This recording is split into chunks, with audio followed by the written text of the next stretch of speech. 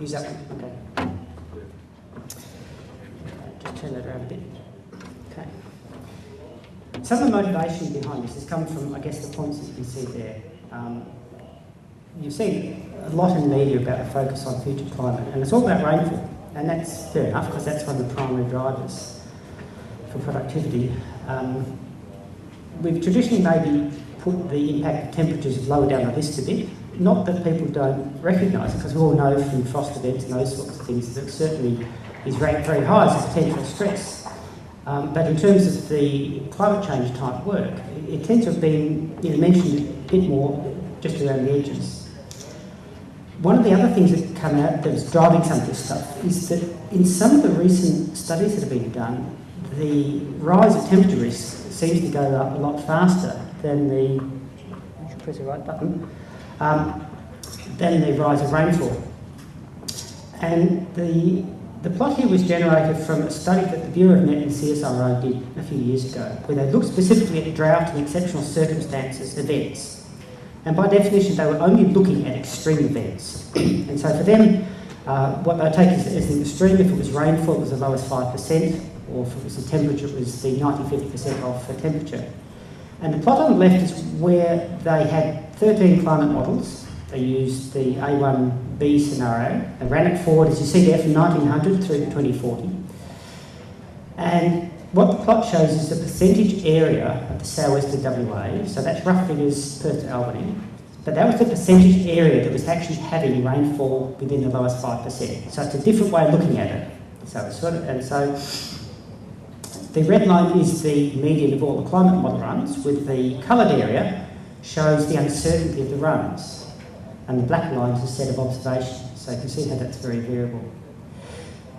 When they run through the climate change runs for the future, which is the bit that's on the right, you can see that even though there is a general increase, that is, they're expecting the area that are affected by very dry conditions to increase, and also its frequency to decrease.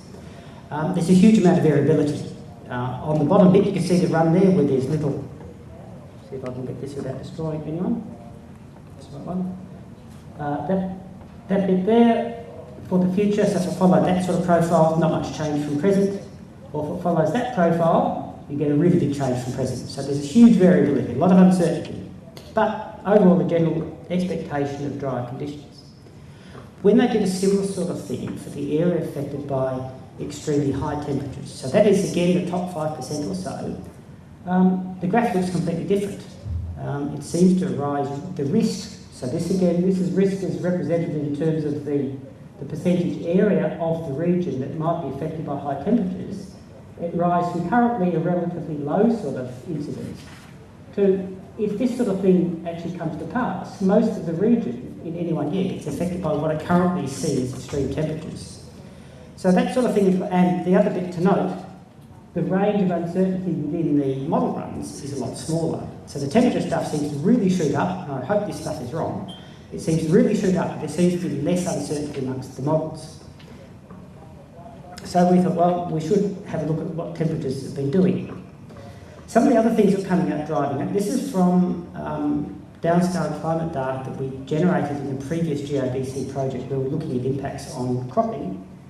And these are just a sample of 4 locations throughout the wheat belt, where with the climate model it was simulated current and future, which is the right-hand set of bars in each of these things. So the brown bit's the current climate, and the yellow bit is future climate around 2050 or so. So this is just what the mean temperatures look like, the mean maximum and the mean minimum. So in all cases they saw a jump for the future climate around 2050 of around 1 to 1.5 degrees or so. So that's a shift in the mean, yep, okay, that's always expected. But when I then went through and pulled out and did some counts of some, what I class as extreme temperatures, and in this case the classification is just picking days below 2 degrees on the left, on the right, and days above 35. So that was just a count of nominal frost events. A couple of things to see, again, at all cases for the future climate there's a substantial jump in incidence, in this case of high temperatures, and for low temperatures a substantial drop by quite large percentages. But significantly for the future climate, this is around 2050, the frost risk doesn't disappear. So it decreases, it's expected to decrease, but it doesn't go away. And interestingly, the high temperature risk seems to shoot up quite a bit. Interesting comparison with the blue bars, which are the observations. The climate models, as you might expect, underestimate the real extent of these extremes anyway. So they're giving you a damped view of what the real world does. But they are expecting a jump in both the extremes of high temperatures, but the drop in the frost risk. So that potentially, that could be a good thing. Frost might go away. But again, this was for a change of about 1 to 1.4 degrees. And the data last frost also, in this set, decreased rough figures by about 2 weeks. So the frost period was tending to get shorter. So that was prompted a couple of things. We've already seen some warming for the last 50 odd years. So the first question is, okay, let's have a look at that observed data to see whether you see the same sort of stuff. Obviously then to have a detailed look at the future climate runs to say, well, how my temperature risks might change. And in this particular talk, I won't go very much about management options, but it is a segue to what Ben will be talking about. So this is some of the stuff that you see already, trends in the past 50 odd years from the Bureau of Met's website. This left-hand plot is just a plot of linear trends. It's a very, very blunt instrument, but in general, it's indicating across most of the state. This is just in spring, meantime, the minimum temperatures have been going up. This is a time series plot for the southwest region, so it doesn't really include, so it's just this bit through there. And so you can see that around the 1980s there was this consistent jump where there's more of these bars that are above that was a period used as the average, there are more bars that are above than below.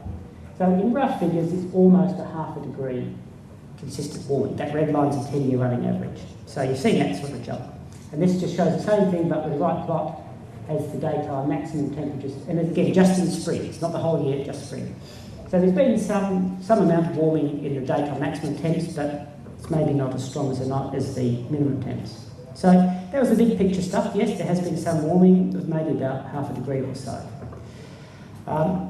To have a more detailed look at what's been going on, we had obviously Bureau of Met records since the late 1950s, because that's when most of the reliable data is available. We also have these downscale data climate I showed before for current and the slab of the future. A little hint that we also can use a regional climate model to give us some spatial view of what's going on. And the final bit there, I won't talk about today, we're also trying to use the apps and week model to have a look at what the potential options might be and some of the impacts. This in general for the areas I've looked at today was sort of in the region bounded by the yellow. This is a plot since the 1970s, just the average occurrence of days below 2 degrees in September. This is up on a website. It's a combination of Bureau of Met observations and our own weather station data.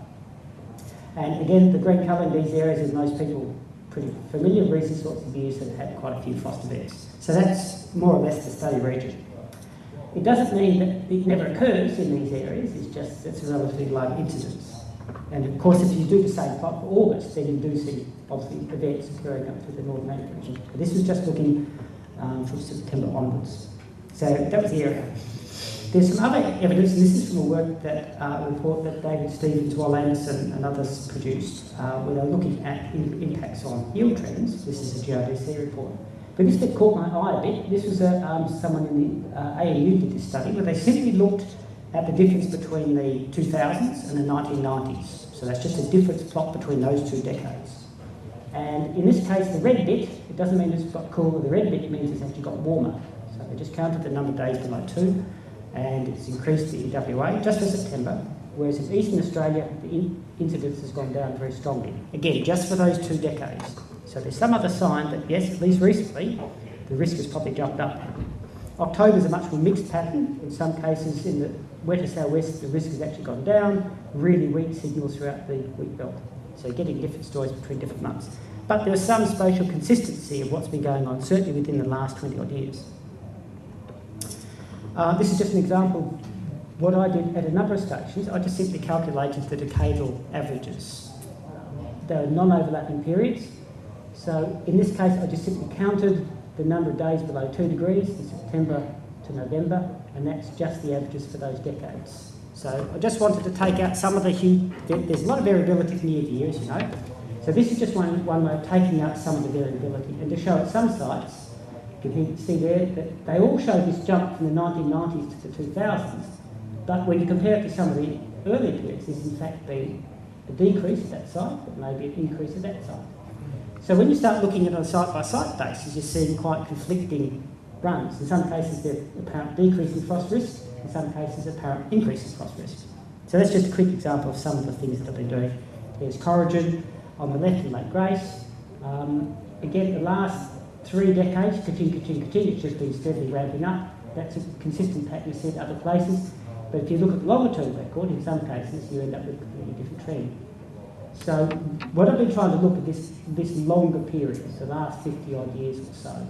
So you can see there's quite a bit of variability from decade to decade. So that's just one example. That's an example on the left, Pingelly, where there seems to be a consistent decrease. So the smaller the bar, the less the frost risk over that period. Wandering, similar sort of thing, a decrease, but not as much now. So when I was looking, I was seeing some sites going up, some sites going down. So what I wanted to do then to try and understand what was going on is that what I've done here is plotted for all of the sites I've had. The x-axis is the amount of change in the mean spring minimum temperature at that time. So that's the trend across that past 50 years. Lots of sites, so there's a 0.5, there's a 1 degree warming, one site there. Some sites had very, very little. In the case of a couple of sites there with the spring Tmin, the mean spring minimum temperature has actually gone down. So when you plot as a scatter plot, you get this sort of, and this x-axis is just again the number of days below 2 degrees. So if it's up above this line, it means there's an increase in frost risk for that period, so there's more of them. If it's below the line, there's been a decrease in frost risk. And it seems to be, again, some sort of relationship that runs through here, and the crossing point looks to be around ½ degree. So if you've got more than ½ degree warming, so that's all this sector here, you're more likely to have seen a decrease in frost risk. If it's a smaller change or no change, then the frost incidence may have gone up. So there does seem to be a bit of a threshold to sort out. So that means in some places, yes, it's gone up, some places it's gone down, but it really seems to be related to the amount of shift in mean temperatures that the site has seen. So that was the first bit. So it depends on where you are, it could have gone up, could have gone down. With the date of last frost, that was just a simple thing. That was just simply calculating the last time in each year or each decade that you saw an event of 2 degrees or less. And you see a similar sort of plot. That's the same thing as before, the shift in mean minimum temperatures, and that's the number of days, or that's the date, or the change in the date. If it's above the line, it means the date of last frost has ended later, meaning the increase in frost period. If it's below the line, it's been ending earlier, meaning it's a decrease in frost risk. So a similar relationship sort of running through here again. And then again, about ½ degree or so. If it's less than that, you could have had a decrease or an increase. Can't tell. But if it's above that, the frost period seems to have contracted. So there seems to be a threshold response that's going on here. However, when you look at the number of hot days, this is September, October and November, so a lot of this stuff was coming towards the end of the period, as you might expect. Virtually all sites saw an increase in the number of days above 34. So that was a more consistent pattern. They started to see more of this during spring. Other things that are going on, other tools that you can use is one of the issues you have with just using point-based data, of course, is this idea of spatial relationship and that sort of stuff. This is some early results that Murdoch University did using a regional scale climate model. So as you can see, the domain there is really just the lower quarter of WA. And the count there is the number of hours, this is during September, the number of hours of frost, which in this case, if it's a redder colour, it's actually colder. So that means, so these bits are warmer than that bit. So it's just got more hours below 2, so that's it. So that again corresponds to the region that we know already from the observations. So that was sort of their simulation for the current climate, so they got that spatial relationship pretty good. It would happen more in this area. There's Perth, there's Great Eastern Highway, south of Great Eastern Highway in the central ag region. Lower incidence along the coast, as you might expect, and lower incidence for the northern ag region, as you might expect. For the future, when they ran it for, I think roughly this is about a 1.5 rise in CO2. What they found this reddening of the colour, what the model was simulating is actually an increase across this region in frost events. And where that was coming from within that future climate that it was simulating was more clear sky days. In that particular run, they actually decreased the spring rainfall, they had less cloudiness, more southerlies, and in this context, it was generating more events. So the climate model, in contrast to some of the other stuff, the regional climate model will say, well, look guys, you might end up for a while, end up getting an increased frost risk for the future. And that's, I guess, consistent with what we've seen in the last couple of decades. So anyway, that's what's been happening. In general, even though across the region, the spring temperatures have generally increased, it's been of the order of about ½ degree, as a lot of people know, and we've seen when we have a look at the numbers, the frost risk certainly remains. The data frost risk has contracted at more of the stations, but it hasn't done it at all of them. So there's some evidence it's contracted, but the other bit that's quite clear also is that the incidence of high temperatures has certainly increased. So in a sense, our future plans for this thing is to get some stuff that's more specific in time grabs. And so that is that.